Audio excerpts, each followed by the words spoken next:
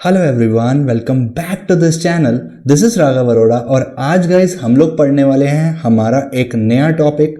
काफ़ी important topic है। Screen पर आपको दिख रहा होगा क्या नाम है टॉपिक का, कंपोनेंट्स ऑफ अ वेक्टर। तो आज हम बहुत डिटेल में पढ़ेंगे क्या होते हैं कंपोनेंट्स ऑफ अ वेक्टर, क्या होता है i cap, j cap, k cap. आप लोगों ने सुना होगा कि वेक्टर डिनोट करा जाता है 4 आई कैप, 2 जे कैप, 3 के कैप। तो क्या होते हैं ये आई cap, j cap, k cap और किस तरह से वेक्टर्स को रिप्रेजेंट करा जाता है कंपोनेंट्स की फॉर्म में। तो काफ़ी इंटरेस्टिंग वीडियो है, बहुत कुछ सिखाने को है इस वीडियो में। वीडियो को पूरा देखना, लेंथी हो सकती है वीडियो बट ट्रस्ट मी आपका एक भी मिनट खराब नहीं होगा। तो चलिए बिना देर करे शुरू करते हैं इस वीडियो को। अगर चैनल पर फर्स्ट टाइम आया तो चैनल को सब्सक्राइब कर लो and do like this video as well. Okay then let's begin.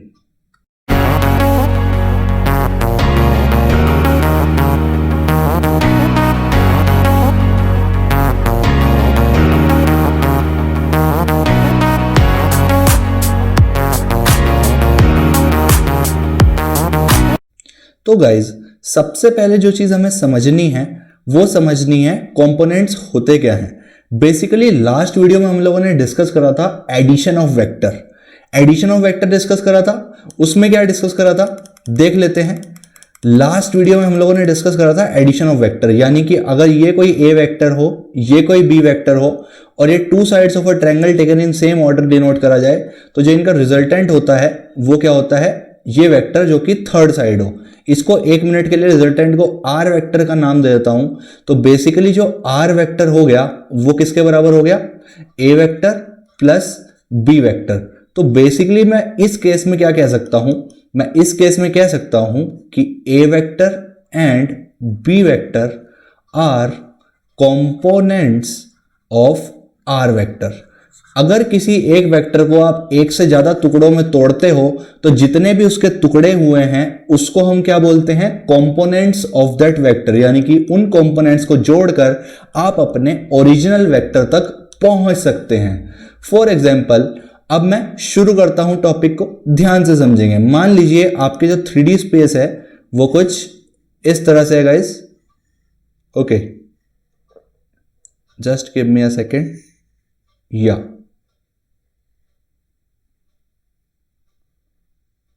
कुछ इस तरह से आपकी 3D स्पेस है जहां पर जो आपका x एक्सिस है वो ये है, जो y एक्सिस है वो ये है और जो z एक्सिस है वो क्या है, xy प्लेन के परपेंडिकुलर। आप समझ रहे हैं ना, अगर xy प्लेन ये है तो z एक्सिस इनके दोनों के परपेंडिकुलर। वो जो आपको तिरछा दिख रहा है वो एक्चुअली ऐसे है, ठीक है, ऐसे है। वो जो आपको टेढ़ा दिख रहा है वो कैसे है, ऐसे। ठीक है गाइस, आई होप आपको मेरी बात समझ आ रही होगी मैं क्या कहना चाहता हूं। काफी कोशिश करी जा रही है 3D लेने की और आशा करता हूं आपको मेरी बात क्लियर हो रही है। सो ये हमने बना दिया। अब basically i cap, j cap, k cap होता क्या है, कंसीडर करना चाहूंगा 3 पॉइंट्स। क्या क्या, एक पॉइंट कंसीडर करूंगा 1,0,0।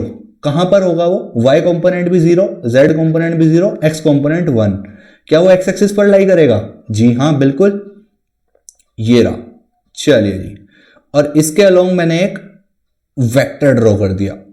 चलो जी, क्या पॉइंट है, 1,0,0। ठीक है, सिमिलरली एक पॉइंट कंसीडर करूंगा 0,1,0।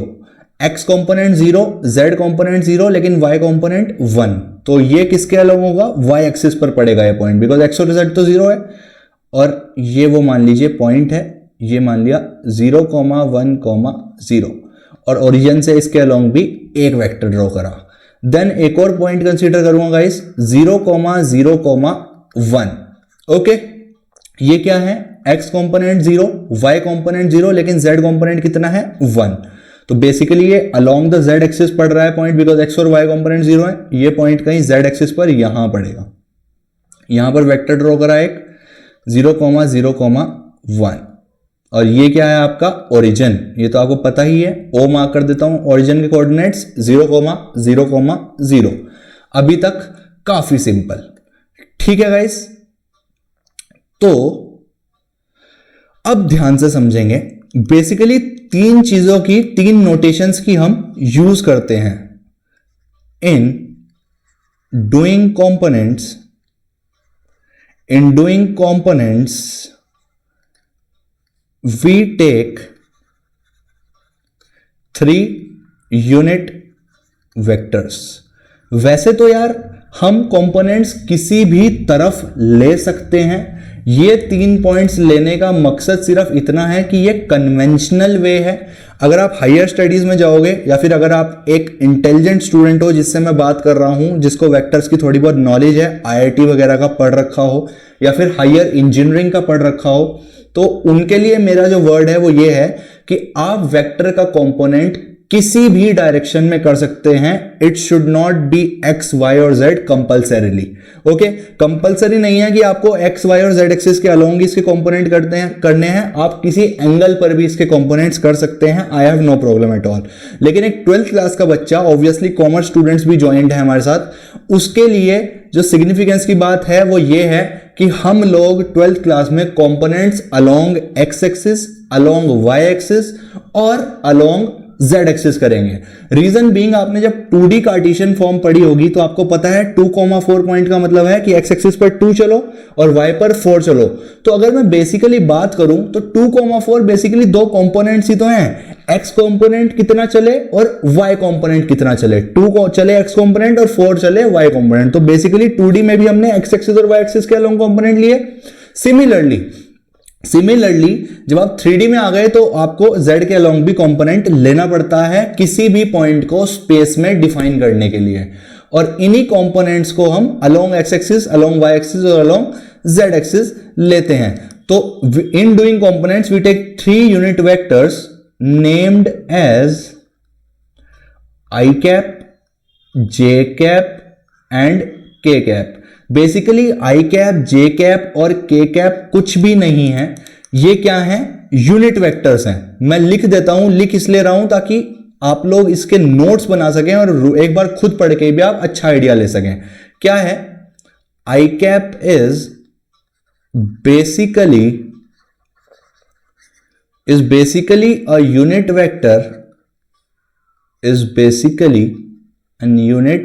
Vector, along x axis।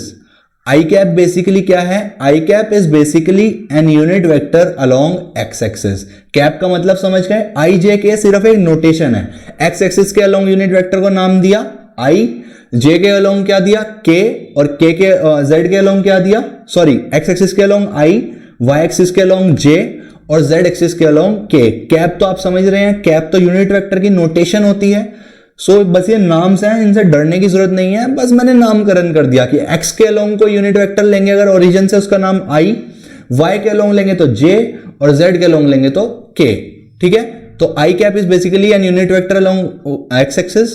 Similarly j cap is basically an unit vector along y axis, और जो आपका k कैप होता है गाइस, वो बेसिकली क्या है, basically an unit vector along z axis. तो ये 3 चीजें आपको बिल्कुल क्लियर हो जानी चाहिए। ठीक है, तो अगर मैं बात करूं तो x एक्सिस के अलोंग जो हमने ये वेक्टर बनाया o a वेक्टर, ये क्या है, i कैप। सिमिलरली जो y एक्सिस के अलोंग o b वेक्टर मंगाना, ये है j कैप, और z एक्सिस के अलोंग जो o c वेक्टर बनाया, ये है k कैप। मैं लिख भी देता हूं सिंप्लीफिकेशन के लिए, जो आपका i कैप है वो है o a वेक्टर, जो j कैप है वो है o b वेक्टर, और जो k कैप है वो है o c वेक्टर। अब आप कहोगे भैया ये जस्टिफाई करो कि ये यूनिट वेक्टर ही हैं, तो वो जस्टिफिकेशन के लिए आप क्लियरली देख सकते हो magnitude of a unit vector क्या होता है, 1। जब मैंने OA वेक्टर ड्रॉ करा तो कोऑर्डिनेट्स क्या लिए, 1, 0, 0, यानी कि x एक्सिस पर पॉइंट है, वेक्टर बना OA वेक्टर। x एक्सिस पर जो पॉइंट है वो क्या हो जाएगा, कितनी लेंथ का वेक्टर हो गया ये, 1, 0, 0, यानी कि x एक्सिस पर कितनी लेंथ चला, 1 यूनिट, यानी कि OA की लेंथ या फिर OA का मैग्नीट्यूड कितना है, 1 यूनिट। सिमिलरली 0, 1, 0 में y एक्सिस पर कितना चलना पड़ा, अलोंग y एक्सिस है, कितना है, 1 यूनिट। तो उस केस में मैं क्या कह सकता हूं कि ये भी क्या है, एक यूनिट वेक्टर। सिमिलरली के कैप भी क्या है, एक यूनिट वेक्टर, बिकॉज इन तीनों के मैग्नीट्यूड 1 है और यूनिट वेक्टर दिखाने के लिए डायरेक्शन से कोई मतलब नहीं होता। दुनिया के वो सारे वेक्टर्स जिनका मैग्नीट्यूड 1 हो वो क्या होते हैं, यूनिट वेक्टर। हमने प्रीवियस वीडियो में सीखा था टाइप्स ऑफ वेक्टर्स में, ठीक है। तो ये मैंने जस्टिफाई कर दिया।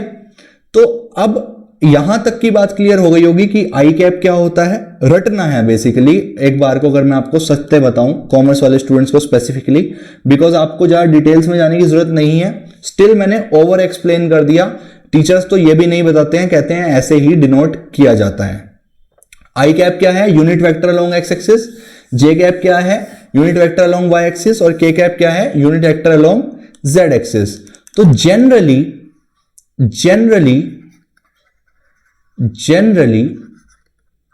a vector r vector is denoted as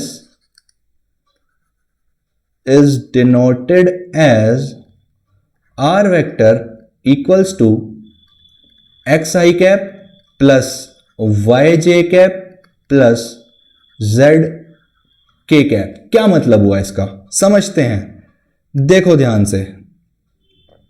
ये हो गया आपकी कोऑर्डिनेट प्लेन, ओके, ये हो गया आपके कोऑर्डिनेट प्लेन। कंसीडर करते हैं, can we draw a cube here? Just give me a second guys, let me check if I can draw a cube here. Okay, मेरे को एक मूवमेंट दें आप। I am not sure if I can draw और not on PC. Let me try. Okay, let me try.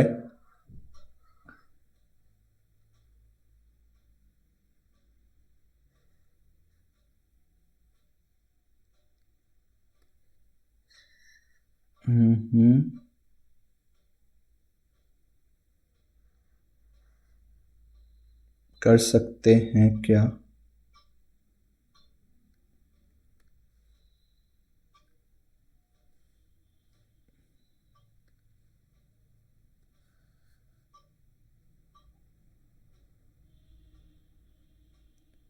Trying my best, guys.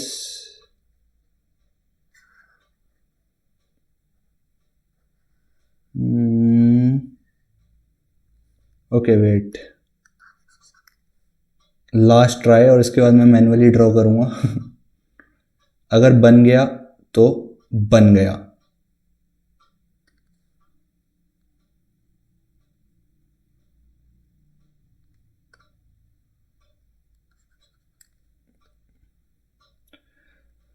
बन जा बन जा बन जा बन जा भाई। या this is my last try. अगर इसमें बन गया तो बन गया, नहीं तो कोई बात नहीं फिर।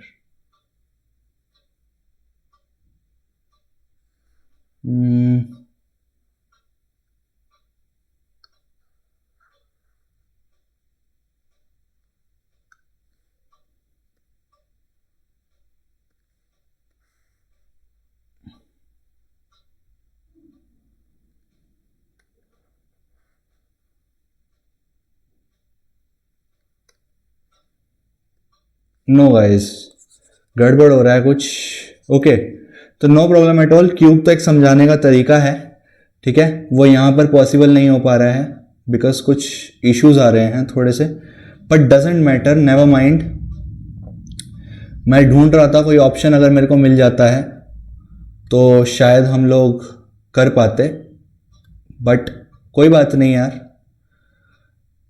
अगर मिल जाता है अब भी ऑप्शन तो हम लोग कर लेंगे।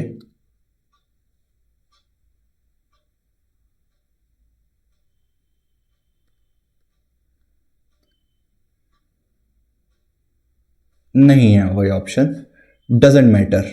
चलिए, हम क्या पढ़ रहे थे? हम समझ रहे थे कि ये कंपोनेंट्स कैसे हैं और वेक्टर ऐसे कैसे रिप्रेजेंट कर दिया आपने भैया। तो ध्यान से समझो, मान लो मैं कोई वेक्टर कंसीडर करता हूं, आर वेक्टर, ठीक है। क्यूब बनाने की कोशिश खुद करूं क्या? मुश्किल है वैसे यार यहां पर बनना। ऐसे बना लें। ओके, 3D में ये बहुत प्रॉब्लम है कि आपको थोड़ा सा टफ हो जाता है बच्चे को सिखाना। मुझे तो आता है, लेकिन आपको विजुलाइज कराना थोड़ा सा टफ हो जाता है, बिकॉज आप लोगों के लिए ये फर्स्ट टाइम पढ़ाया जा रहा है।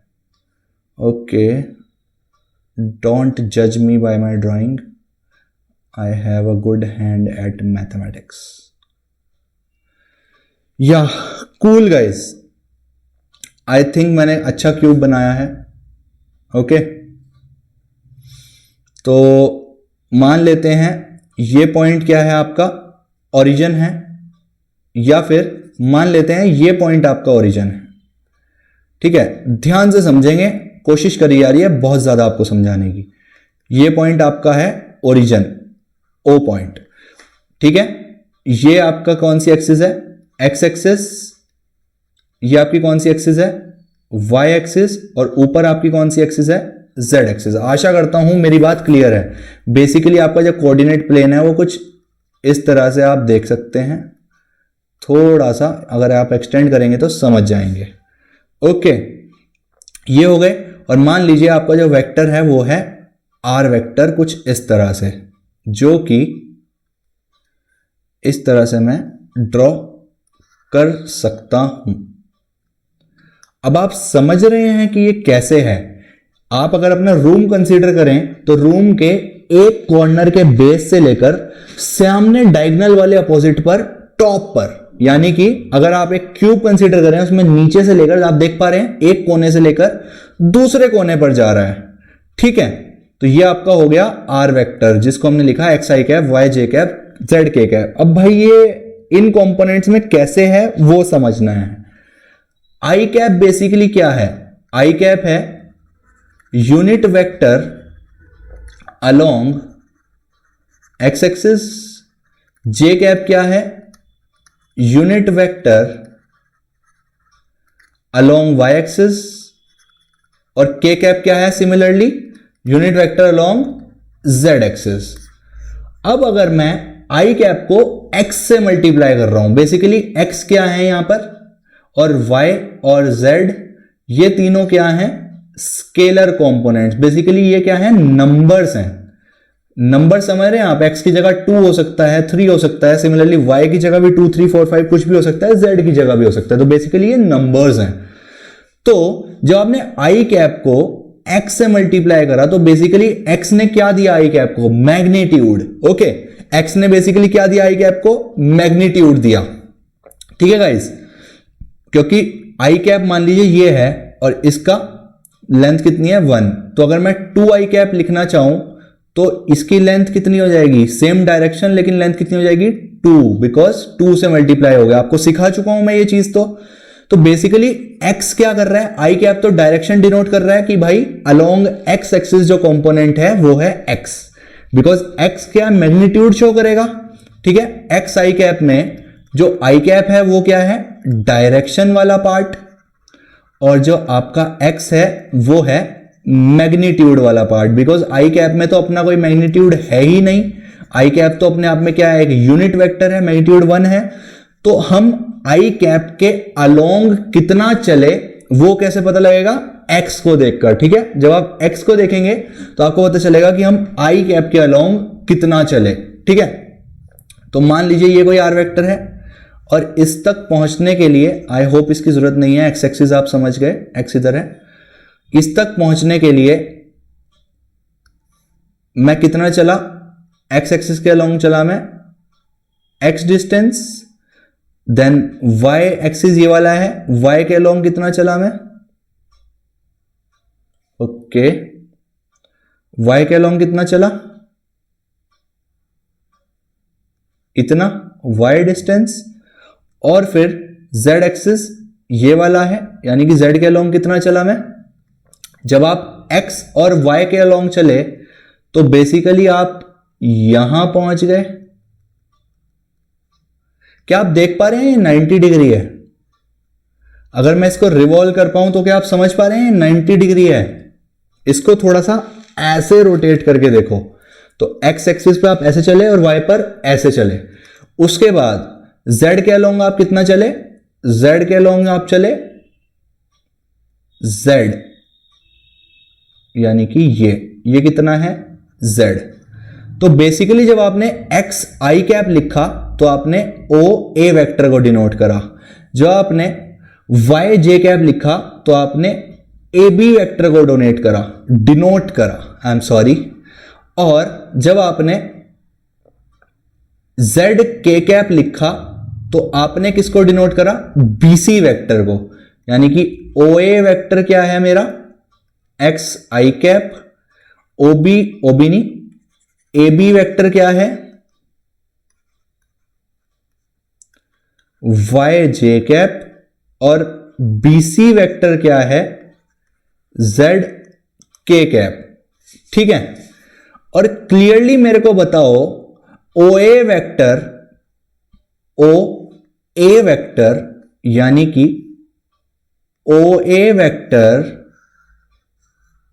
प्लस ए B vector plus B C vector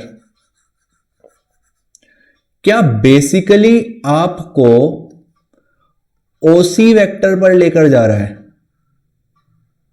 ध्यान से देखकर बताओ। O A vector O A plus A B plus B C क्या आपको ओसी वेक्टर की तरफ लेकर जा रहा है?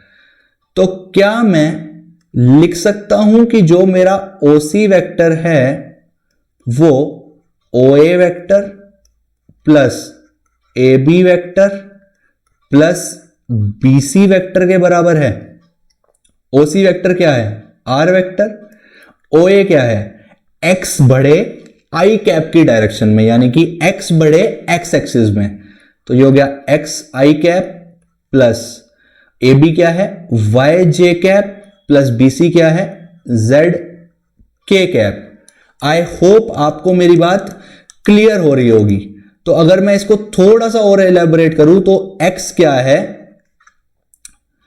अमाउंट ऑफ मैग्नीट्यूड या फिर कंपोनेंट ऑफ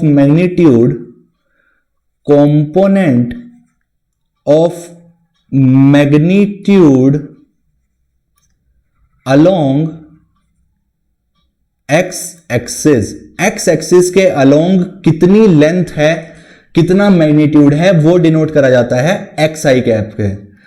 वाई क्या है basically component of magnitude along y axis, और जेड क्या है component of magnitude along z axis.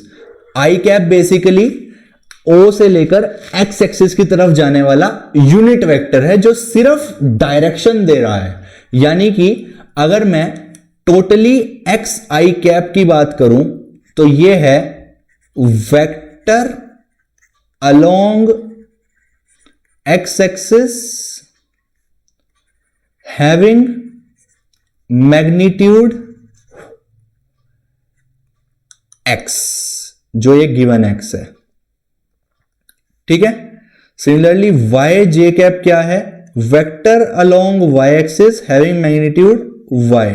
Z k cap क्या है vector along z axis having magnitude z. ये मीनिंग होता है रियल।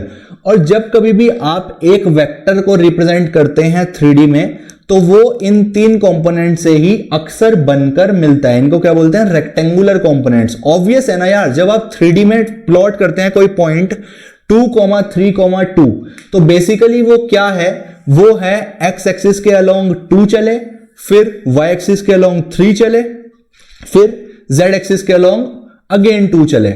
या फिर मैं एग्जांपल के तौर पर कहूं अगर vector corresponding to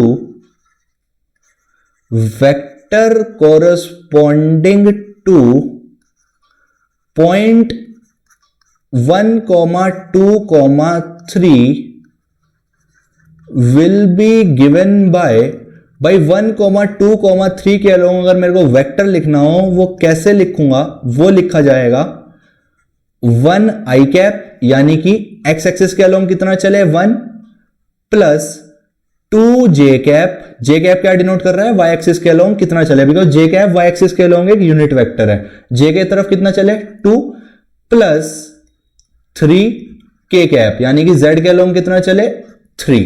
that's all. ये मीनिंग होता है x axis y axis and z axis का और i cap j cap k cap का। आशा करता हूं आपको मेरी बात बिल्कुल क्लियर हो गई होगी। ठीक है गाइस, अब नेक्स्ट टॉपिक जो हमने पढ़ना है वो है calculation of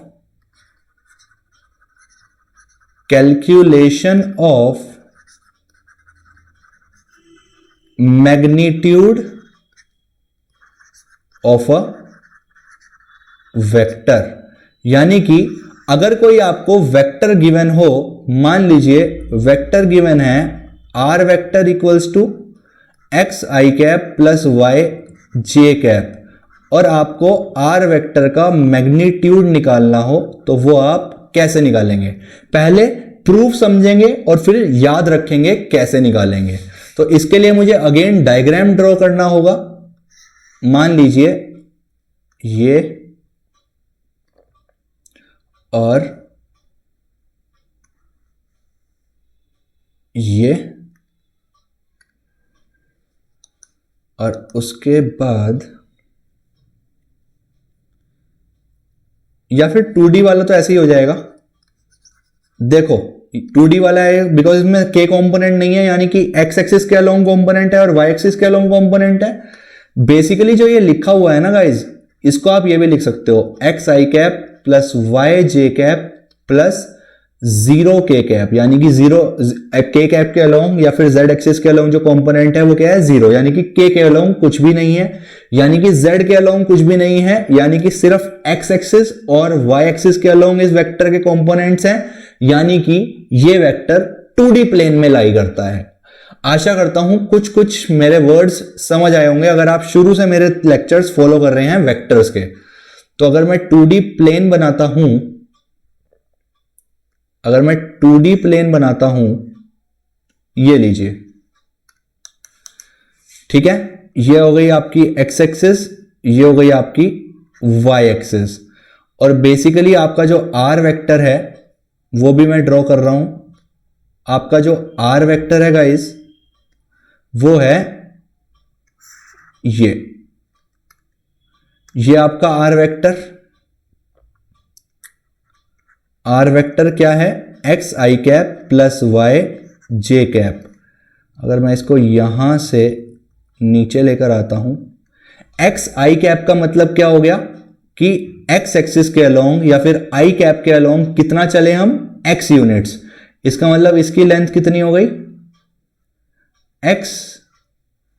similarly Y j cap का मतलब क्या हो गया एक्स आई कैप वेक्टर ये खुद ही है, समझ रहे हैं आप, एक्स आई कैप क्या है ये वेक्टर खुद है अगर मैं ओ ए वेक्टर की बात करूं, लेकिन अगर मैं ओ ए वेक्टर की लेंथ की बात करूं या फिर मैग्नीट्यूड की बात करूं तो वो कितना है एक्स। तो यहां पर मैं वेक्टर ना लिखकर सिर्फ मैग्नीट्यूड्स लिख रहा हूं, ओ ए की लेंथ कितनी है एक्स। सिमिलरली ओबी में यानी आर वेक्टर में एक्स आई कैप है प्लस वाई जे कैप, यानी कि जे कैप के अलोंग या फिर वाई एक्सिस के अलोंग कितना चले वाई यूनिट्स। तो बेसिकली इसका मतलब हो गया कि ये लेंथ कितनी है, ये लेंथ है वाई यूनिट्स, ये लेंथ कितनी है एक्स यूनिट है। आपको पता है ये कितना होगा 90 डिग्री, सही बात है। तो बेसिकली आर वेक्टर का मैग्नीट्यूड निकालने का मतलब क्या हो गया लेंथ ऑफ आर वेक्टर, जो कि मैं सिखा चुका हूं मैग्नीट्यूड का meaning. Length of are vector का मतलब क्या हो गया लेंथ ऑफ ओबी वेक्टर या फिर लेंथ ऑफ ओबी।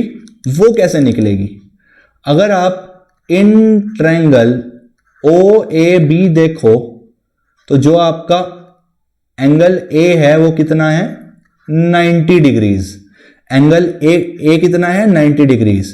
तो अगर मैं पाइथागोरस थ्योरम अप्लाई करता हूं तो वो कहती है OA square plus AB square equals to OB square, यानी कि OB स्क्वायर का मतलब क्या हो गया, R वेक्टर के मैग्नीट्यूड का होल स्क्वायर किसके बराबर होगा, OA square x square plus AB square यानी कि Y स्क्वायर। तो जो R वेक्टर का मैग्नीट्यूड आ गया वो कितना आ गया, under root of x square plus y square. ये हमने प्रूव कर लिया ज्योमेट्रिकली। तो R वेक्टर का मैग्नीट्यूड कितना आ गया, under root of x square plus y square. तो अगर मैं इसको समराइज करने की कोशिश करूं कि if some vector R is given as Li cap plus mj cap, मैं बहुत ज्यादा xy यूज कर रहा था तो इसलिए चेंज कर लिया, then magnitude of R vector is given as, R vector का मैग्नीट्यूड क्या होता है, basically under root of components का होल स्क्वायर, यानी कि अंडर रूट ऑफ L और M का whole square, under root of L square plus M square. और आशा करता हूं प्रूफ आपको इस डायग्राम से क्लियर हो गया होगा। तो अगर कोई भी वेक्टर हो जिसके कंपोनेंट्स गिवन हो तो उसका मैग्नीट्यूड क्या होता है, अंडर रूट ऑफ कंपोनेंट्स का होल स्क्वायर। ये तो हो गया जब I और J ओनली अवेलेबल हो। मैं लिखवा रहा हूं और समझाता हूं इसके बाद। सिमिलरली अगर कोई vector, if some vector R vector is given as AI cap plus BJ cap plus CK cap, अब K में भी आ गया, देन जो R वेक्टर का मैग्नीट्यूड होगा वो सिमिलरली क्या होगा, अंडर रूट ऑफ कंपोनेंट्स का होल स्क्वायर, यानी कि under root of A square plus B square plus C square. I hope आपको मेरी बात क्लियर हो रही है। एक इलस्ट्रेशन करके दिखा देता हूं, एग्जाम्पल, फाइंड R वेक्टर का मैग्नीट्यूड फॉर, फर्स्ट पार्ट क्या है, R vector is given as 2i cap plus 3j cap, और सेकेंड पार्ट क्या है, R vector is given as 5i cap plus 12j cap, ये नहीं लेते, 2i cap plus 3j cap minus 2k cap.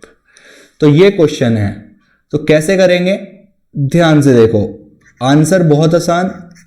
First part में R vector का magnitude क्या होगा, simply under root of components का whole square, under root of 2 square plus under 3 square. तो ये हो जाएगा अंडर रूट ऑफ 2 स्क्वायर 4, 3 3 9, 9 10 11 12 13। इसका मैग्नीट्यूड कितना आ गया R वेक्टर का, √13 units. This will be your answer to first part. यही तो सिखाया मैंने और प्रूफ भी देख लिया हमने। सेकंड पार्ट, अगर R वेक्टर गिवन है ये, तो दूसरे में क्या होगा, सेम लाइन पर तीसरा कंपोनेंट आ गया तो उसका भी होल स्क्वायर हो जाएगा, 2 स्क्वायर प्लस 3 स्क्वायर प्लस, ध्यान रखेंगे अगर माइनस है तो माइनस भी कंसीडर करेंगे थर्ड पार्ट में, -2 का होल स्क्वायर, बिकॉज यहां पर चेक करो माइनस है। तो ये कितना मैग्नीट्यूड आ गया इसका वेक्टर का, ये हो गया √13 प्लस 4, ये हो गया √17 units, and this will be your answer. आशा करता हूं आपको कोई भी दुनिया के वेक्टर में अगर कंपोनेंट्स में गिवन है तो उसका मैग्नीट्यूड निकालना समझ आ गया होगा। आई cap, j cap, k cap क्या होता है ये भी समझ आ गया होगा। ठीक है, अगर आपको कोई वेक्टर गिवन है 2i cap plus 4j cap minus 6k cap, और आपको इसके कोरस्पॉन्डिंग कार्टेशियन कोऑर्डिनेट पूछा जाए ओरिजिन की रेस्पेक्ट में, तो वो क्या होगा, 2, 4, -6। आशा करता हूं आपको वेक्टर टू कोऑर्डिनेट कन्वर्जन और कोऑर्डिनेट टू वेक्टर कन्वर्जन का फंडा समझ आ गया।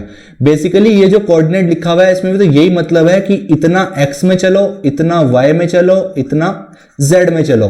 तो यहां भी तो आई कैप वही दिखा रहा है कि ये x एक्सिस के अलोंग यूनिट वेक्टर है, इतना x में चलो, ये y एक्सिस के अलोंग यूनिट वेक्टर है तो इतना y में चलो, और ये z एक्सिस के अलोंग यूनिट वेक्टर है तो इतना z में चलो।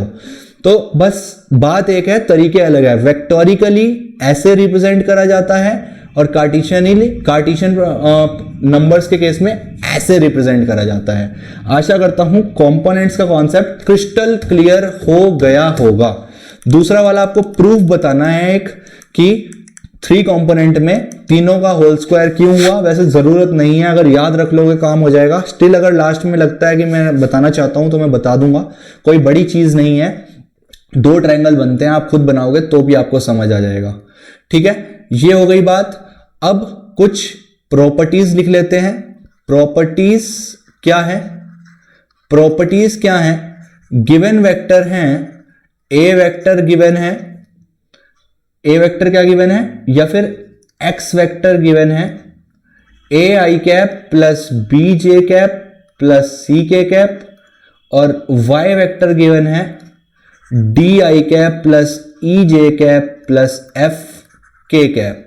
तो पहला क्या है? पहला है x vector plus y vector क्या होगा। बेसिकली जब आप 2 वेक्टर्स को ऐड करते हैं तो आप उनके कंपोनेंट्स को अलग अलग ऐड कर सकते हैं। तो ये क्या हो जाएगा? ये हो जाएगा, let me change the colour, ये हो जाएगा a plus d i cap, i cap वाले इकट्ठे ऐड कर दिए क्योंकि एडिशन है, plus b plus e j cap plus c plus f k cap. ये फंडा होता है एडिशन का।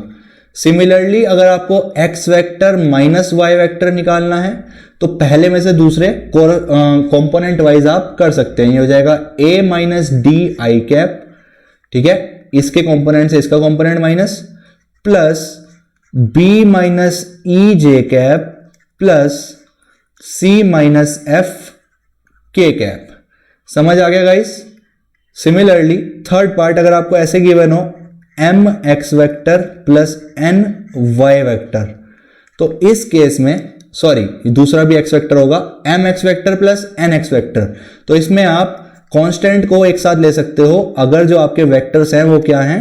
सेम है। तो ये हो जाएगा m plus n times x vector. Similarly next property क्या है? अगर कांस्टेंट सेम हो और 2 वेक्टर्स दिए गए हों m x vector plus m y vector, तो आप कांस्टेंट बाहर लेकर दोनों वेक्टर्स का एडिशन भी लिख सकते हो।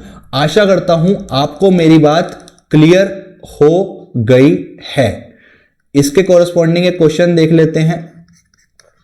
If a vector is given as 2i cap minus 4j cap minus 3k cap and b vector is given as minus 2i cap plus 4j cap plus 3k cap, then आपको निकालना है a vector plus b vector, a vector minus b vector, और निकाल दो 5 times ए vector. एक last property आपकी रह भी गई गाइस, वो क्या है कि अगर आपको लैम्डा टाइम्स ए वेक्टर निकालना हो तो जो लैम्डा है यानी कि जो कांस्टेंट है, यहां पर लैम्डा क्या है? कांस्टेंट है। अगर आप किसी वेक्टर को एक कांस्टेंट से मल्टीप्लाई कर रहे हैं तो आप उसके हर कंपोनेंट को आपसे किससे करना पड़ेगा मल्टीप्लाई? उसी कांस्टेंट से करना पड़ेगा। जैसे कि लैम्डा एक्स वेक्टर निकाल रहे हैं तो ये वाला वेक्टर है ना, तो हर कंपोनेंट में ये हो जाएगा lambda a times i cap plus lambda b times j cap plus lambda c times k cap. यानी कि अगर आपने लैम्डा एक्स वेक्टर निकाला है तो आपको हर कंपोनेंट को उसी कांस्टेंट से मल्टीप्लाई करना पड़ेगा जिस कांस्टेंट से आपने उस वेक्टर को मल्टीप्लाई करा है। Now look at the given question. अगर ऐसा है तो सबसे पहले देख लेते हैं ए वेक्टर प्लस बी वेक्टर क्या होगा। बेसिकली ए वेक्टर क्या है? 2i cap minus 4j cap minus 3k cap plus -2 i cap plus 4j cap plus 3k cap. सही बात है। तो a vector plus b vector निकालना होगा तो बेसिकली i वाले एक साथ कर लो, यानी कि 2 - 2 i कैप प्लस j वाले एक साथ कर लो -4 plus 4j cap plus k वाले एक साथ कर लो -3 प्लस 3k कैप। तो इससे क्या हुआ, ये आ गया 0 i cap plus 0 j cap plus 0 k cap. भैया 0 0 आ गया। मैंने कहा मुझे क्या फर्क पड़ता है, ये बेसिकली आंसर है आपका। और ये पता है क्या है, ये बेसिकली 0 वेक्टर आया है। आना भी था यार, क्लियरली देखो जो a वेक्टर है वो माइनस ऑफ b वेक्टर ही तो है। अगर आप b वेक्टर को -1 से मल्टीप्लाई करोगे तो a वेक्टर ही तो आएगा। तो जब आप और सेम बात देखो, ध्यान से देखने वाली बात है, अगर a वेक्टर है -b वेक्टर, तो क्या मैं कह सकता हूं कि जब आप a vector plus b vector निकाल रहे हो तो वो एक 0 वेक्टर ही आना चाहिए, या जब b वेक्टर को उधर लेकर जाओगे तो प्लस हो जाएगा, तो इधर तो 0 ही बचेगा ना। अब आप कहोगे भैया सिर्फ 0 बचेगा, मैं कह रहा हूं जब दो वेक्टर्स ऐड हो रहे हैं तो आंसर भी एक वेक्टर ही आना चाहिए। ये रूल है। अगर दो स्केलर ऐड हो रहे हैं तो आंसर स्केलर आएगा, दो वेक्टर्स ऐड हो रहे हैं तो आंसर क्या आएगा, एक वेक्टर। ठीक है। Next part, a vector minus b vector. Same line पर अब मैं थोड़ा जल्दी कर रहा हूं, तो ये हो जाएगा 2 माइनस 2 i कैप, अलग अलग कंपोनेंट्स कर दिए, plus -4 minus of 4j cap plus -3 minus of 3k cap. यही तो करा, बस माइनस था तो कंपोनेंट्स भी माइनस कर दिए। ये हो गया 2 + 2 4 i cap minus 4j cap minus 8j cap, sorry -4 -4 है ना, और minus 6k cap. This will be your answer. Next part क्या है, 5 टाइम्स a वेक्टर निकालना है। 5 टाइम्स a वेक्टर क्या होगा, 5 टाइम्स ऑफ a वेक्टर क्या है basically 2i cap minus 4j cap minus 3k cap, 2i cap minus 4j cap minus 3k cap. तो कुछ भी नहीं, 5 टाइम्स निकालना है तो सारे कंपोनेंट से मल्टीप्लाई कर दो, यानी कि 5 × 2i cap plus 5 × minus 4j cap plus 5 × minus 3k cap. तो ये क्या हो जाएगा 10i cap minus 20j cap minus 15k cap, and this will be your answer. So guys, आशा करता हूं आपको ये सारी की सारी मेरी बात क्लियर हो गई है। काफी आसान और काफी इंपॉर्टेंट वीडियो था। आई होप आपने वीडियो पूरा देखा है। जो बच्चे अभी तक जुड़े हुए हैं, आशा करता हूं उनको ये पूरी बात समझ आ गई होगी। इस वीडियो के लिए इतना ही। नेक्स्ट वीडियो में पढ़ेंगे और डिटेल्स और वेक्टर्स को और अच्छे से समझेंगे। ठीक है गाइस, चलिए देन मिलते हैं नेक्स्ट वीडियो में। तब तक अपना प्यार बनाए रखें चैनल के साथ, और सब्सक्राइब कर दें, लाइक कर दें वीडियो को, और कमेंट जरूर करके बताना यार। कमेंट्स का आपका बहुत बेसब्री से इंतजार रहता है कि आप क्या फीडबैक देते हैं, बिकॉज फीडबैक पर इंप्रूव करने का मौका मिलता है, and that I like the most. Okay then, see ya, goodbye and take care.